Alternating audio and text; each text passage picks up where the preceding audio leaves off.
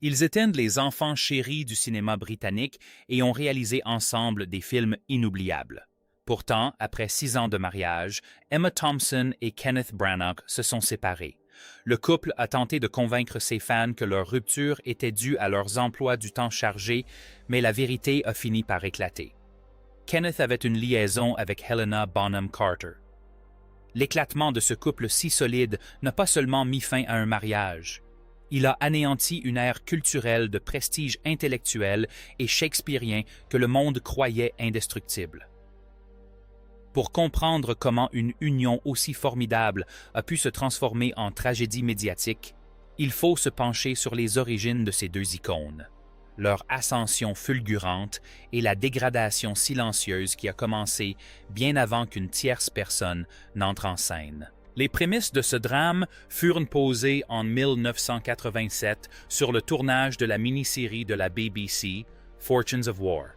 À l'époque, Emma Thompson et Kenneth Branagh incarnaient les jeunes espoirs prometteurs du théâtre londonien. Emma était issue d'une illustre lignée d'artistes, fille d'Eric Thompson, créateur du Manège Enchanté, et de la célèbre actrice Philida Law.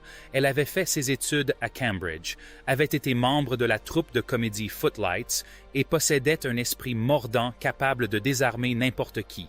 Kenneth, à l'inverse, était un prodige issu d'un milieu ouvrier de Belfast, un homme que l'on avait salué comme le nouveau Laurence Olivier avant même d'avoir 25 ans. C'était une force de la nature, un acteur-directeur qui avait fondé la Renaissance Theatre Company pour rendre le théâtre classique accessible à tous. Lorsque ces deux âmes si différentes, mais tout aussi brillantes, se rencontrèrent, l'étincelle fut instantanée. Ils n'étaient pas seulement attirés l'un par l'autre. Leur compatibilité intellectuelle et artistique laissait présager un avenir commun prometteur. Leur idylle s'est déroulée à la vitesse d'un TGV. 2 ans seulement après leur première rencontre, ils se disaient oui dans une somptueuse demeure de campagne près de Londres. L'événement était l'équivalent mondain d'un mariage princier pour le monde des arts britanniques. L'atmosphère était imprégnée de la présence de légendes telles que Judi Dench, Stephen Fry et Hugh Laurie. La voix tonitruante du témoin, Brian Blessed, semblait bénir une union que tous les présents considéraient comme éternelle. Ils furent immédiatement surnommés le Ken et M Show, un surnom qui célébrait et raillait à la fois leur omniprésence dans le milieu du cinéma. Ils étaient partout, partageant l'affiche de nombreux films à succès, dont Henry V et Beaucoup de bruit pour rien. Kenneth était le réalisateur visionnaire et Emma sa muse lumineuse, leur amour secret nourrissant leur excellence professionnelle. Cependant, le poids du statut de couple idéal est souvent ce qui provoque des fissures. En coulisses, le rythme effréné de leur succès a commencé à peser lourd. Kenneth était un homme obsédé par son travail, un véritable bourreau de travail qui considérait chaque instant loin des plateaux de tournage ou des scènes comme une occasion manquée.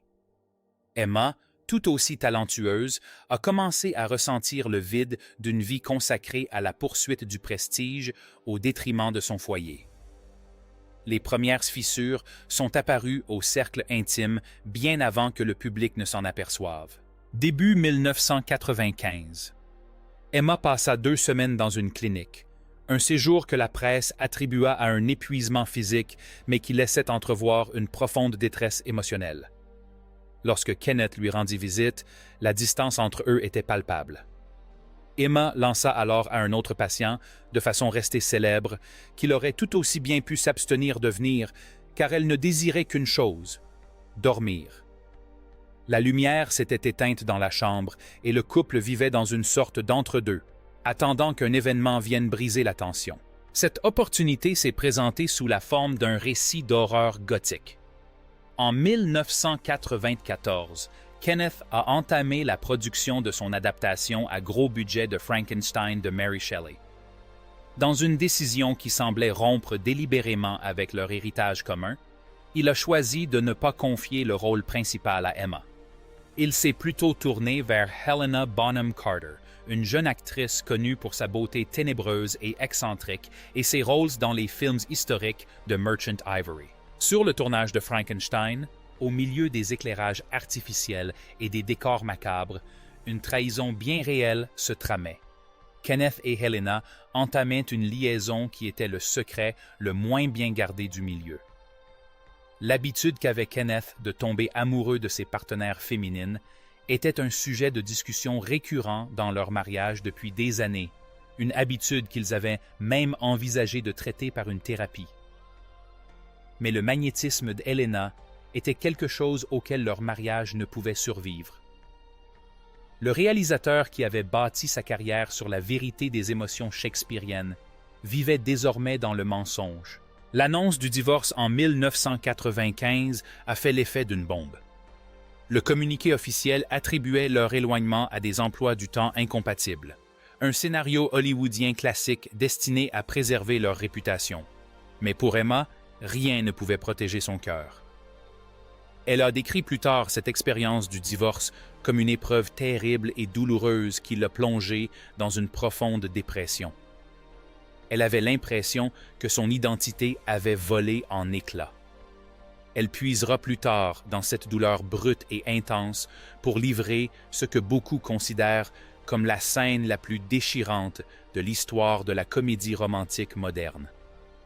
Dans le film Love Actually, son personnage, Karen, découvre l'infidélité de son mari à Noël. La scène où elle se tient dans sa chambre, pleurant en silence tout en s'efforçant de garder son sang-froid pour ses enfants, n'était pas du théâtre. Emma a avoué plus tard qu'elle savait exactement ce que cela signifiait, car elle l'avait vécu. Elle avait découvert les preuves de la double vie de Kenneth et avait dû apprendre à rester debout sous le regard du monde entier. Le chemin de la guérison d'Emma fut pavé de littérature. Elle se tourna vers Raison et Sentiment de Jane Austen, entreprenant la tâche colossale d'adapter le roman à l'écran. L'écriture du scénario devint son encre de salut, une raison de se lever chaque matin, alors que le poids de sa dépression lui semblait insurmontable. C'est durant le tournage de ce projet que l'univers sembla lui offrir une forme de compensation karmique. Greg Wise, un acteur charmant engagé pour le film, avait appris d'une voyante qu'il rencontrerait sa future épouse sur ce plateau. Après une tentative infructueuse avec Kate Winslet, c'est Kate elle-même qui le poussa vers Emma. Malgré son chagrin et son scepticisme, Emma finit par accepter un rendez-vous. Cette rencontre se révéla être le grand amour de sa vie. Greg ne cherchait ni une muse, ni une partenaire professionnelle pour booster sa carrière. Il voulait Emma. Ils sont ensemble depuis près de 30 ans, preuve qu'il y a de l'amour et que la vie peut renaître même après les trahisons les plus médiatisées. Leur vie de famille devint une source de profonde guérison. En 2003, année où Emma épousa Greg, ils agrandirent leur famille d'une manière aussi peu conventionnelle que magnifique. Ils rencontrèrent Tindiebwa Agaba, un ancien enfant soldat rwandaise qui avait échappé à une vie d'horreur inimaginable. Ce qui avait commencé par une invitation à un dîner de Noël se transforma en un lien indéfectible. Tindi devint leur fils, et Emma, désormais absorbée par sa propre tragédie, se tourna vers les tragédies du monde entier. Tindi est aujourd'hui militant des droits de l'homme, et sa présence dans la vie d'Emma lui rappela constamment que le cœur a une capacité infinie à s'ouvrir et à guérir. Avec leur fille Gaia, ils construisirent un havre de paix, loin de la pression intense des années Ken et M. Quant à Kenneth et Helena, leur relation dura 5 ans après le début de leur liaison. Couple en vue, souvent photographié comme la nouvelle élite du cinéma britannique, leur histoire semblait pourtant toujours marquée par les événements. Ils finirent par se séparer en 1999, tout en restant en bons termes. Ironie du sort, c'est Helena qui présenta Kenneth à sa future épouse, la directrice artistique Lindsay Brannock. Kenneth trouva finalement une autre forme de sérénité auprès de Lindsay, qui l'épousa en 2003 lors d'une cérémonie si intime qu'une poignée d'invités seulement y assistèrent. Il se retira des feux de la rampe, reconnaissant que le traumatisme du divorce lui avait appris que le travail n'était pas la seule chose qui comptait. Depuis, Kenneth et Lindsay sont restés ensemble des décennies plus tard, menant une vie paisible qui contraste fortement avec le glamour ostentatoire de son premier mariage. Le dénouement de cette histoire est d'une grâce extraordinaire. En 2013, Emma Thompson a abordé l'infidélité avec une maturité qui a stupéfié les médias. Elle a déclaré avoir surmonté sa peine depuis longtemps et qu'il n'y avait plus aucune animosité entre elle, Kenneth et Helena. Elle a même plaisanté en disant qu'elle et Helena se ressemblaient étrangement, tant par leur style vestimentaire que par leur personnalité un peu excentrique, laissant entendre que Kenneth avait simplement un type de femme bien précis. Il ne s'agissait pas d'une simple déclaration publique, mais d'un reflet authentique de son état d'esprit. Tous trois se sont finalement retrouvés à travailler au sein du même phénomène culturel majeur, la saga cinématographique Harry Potter. Bien qu'ils n'aient jamais partagé de scène, le fait que le professeur Trelawney, Gilderoy Lockhart et Bellatrix Lestrange fassent partie du même univers magique a scellé une réconciliation silencieuse. Avec le recul, le mystère entourant la chute d'Emma Thompson et de Kenneth Branagh révèle la fragilité humaine face au poids des attentes liées à leur statut d'icône. Ils étaient jeunes, brillants et pris dans un tourbillon qu'ils avaient eux-mêmes provoqué. L'infidélité de Kenneth était le symptôme d'un mariage déjà en manque d'intimité et d'un homme perdu dans ses ambitions. La dépression d'Emma était le prix d'une loyauté désormais non réciproque. Mais les conséquences montrent qu'aucun d'eux n'était un méchant au sens traditionnel du terme. Ils étaient simplement des personnes traversant une rupture amoureuse très médiatisée. L'héritage d'Emma se définit désormais non par son divorce, mais par sa résilience. Oscarisée pour son jeu d'actrice et son scénario, mère d'une militante et d'une actrice, elle a prouvé qu'on pouvait transformer la pire douleur de sa vie en une force réconfortante pour des millions de personnes à travers le monde.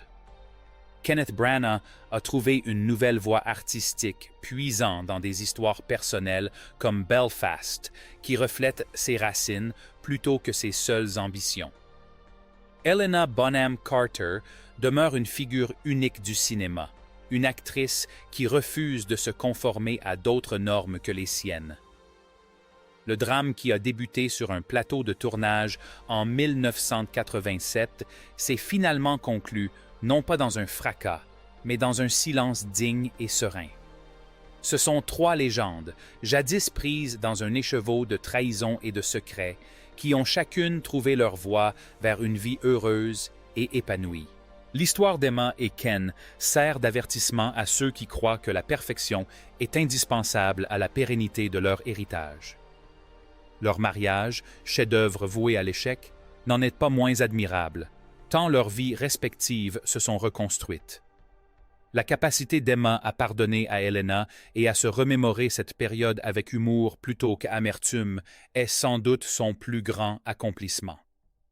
Cela nous rappelle que si nous ne pouvons maîtriser les trahisons que nous subissons, nous pouvons en revanche façonner le récit de notre reconstruction. La prophétie de la voyante, le réfugié rwandais, l'histoire d'amour tragique sur le tournage de Frankenstein. Autant de chapitres d'une histoire bien plus vaste, celle de la résilience du cœur humain. Comme Emma le dit souvent, il est inutile de s'accrocher au passé quand le présent offre tant de choses. Le duo Ken et M est peut-être terminé, mais ceux qui l'ont rendu célèbre continuent de livrer des performances exceptionnelles, enfin, libérer des secrets qui menaçaient de les détruire. Ils sont passés des tumultes de leur jeunesse à la sérénité de leurs années de maturité, prouvant que même dans le monde capricieux d'Hollywood, la vérité finit par mener à la liberté. Leur parcours fascine toujours autant, car il est profondément humain. Il nous rappelle que même les enfants les plus prometteurs doivent traverser l'épreuve pour découvrir leur véritable identité. Aujourd'hui, ils sont des figures emblématiques distinctes, leur histoire commune n'étant plus qu'un souvenir lointain, mais fondateur, témoignant que si l'amour est éphémère, la force qu'il engendre est éternelle.